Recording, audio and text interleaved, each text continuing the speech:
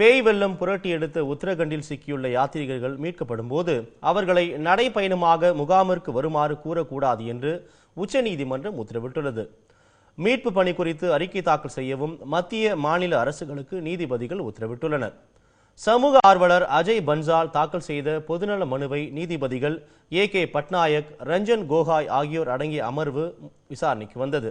அப்போது கடந்த 20ஆம் தேதி நீதிமன்றம் பிறப்பித்த உத்தரவின்படி மீட்பு பணிகள் குறித்து மாநில அரசின் வழக்குரைஞர் தாக்கல் செய்தார். பாதிக்கப்பட்டவர்களுக்கு தேவையான உணவு, குடிநீரை வழங்கப்படுவதை நீதிமன்றம் உறுதி செய்ய உத்தரகண்ட் அரசுக்கு நீதிபதிகள் உத்தரவிட்டனர்.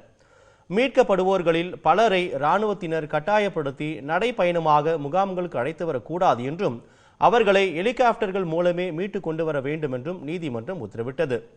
இன்றுடன் மீட்பு பணிகள் நிறைவு செய்யப்பட வேண்டும் என்றும் இதுகுறித்த அறிக்கையை தாக்கல் செய்யவும் மத்திய மாநில அரசுகளுக்கு நீதிபதிகள் உத்தரவிட்டனர்.